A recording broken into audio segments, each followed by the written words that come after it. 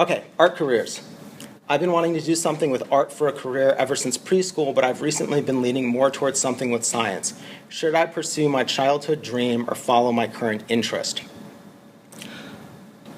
The question that I would pose back to anyone wrestling with this kind of idea on the cusp of college or a career would be, can you do both? And we've sort of discussed this already, and when we get into our other question with guests, every single answer is the same, which is your chances are, depending on what you're going to do, you're going to need some other source of income anyway.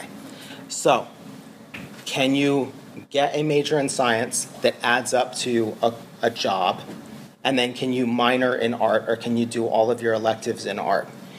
Can you find a program with, if you did the minor in art, it is rigorous enough that you would get somewhere?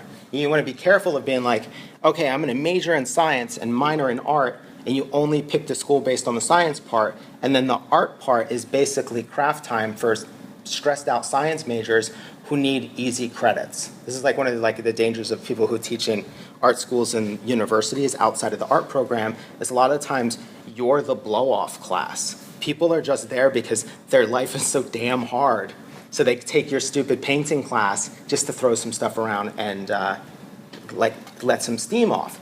So if you're serious about the art, you have to find a place where the electives or that minor is going to be rigorous. On the other hand, are there science jobs you could do where you could minor in science? Now, for example, I have no idea.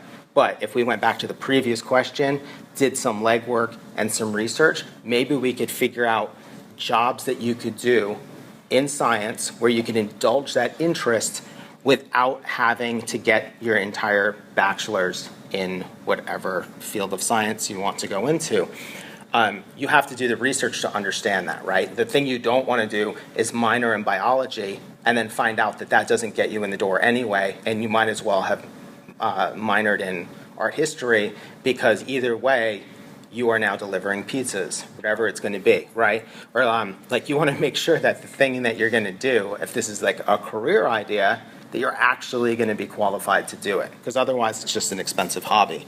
So never feel bad about changing your interests. You might minor in science and then be like, oh, this sucks. I want to only do science. Art is bullshit.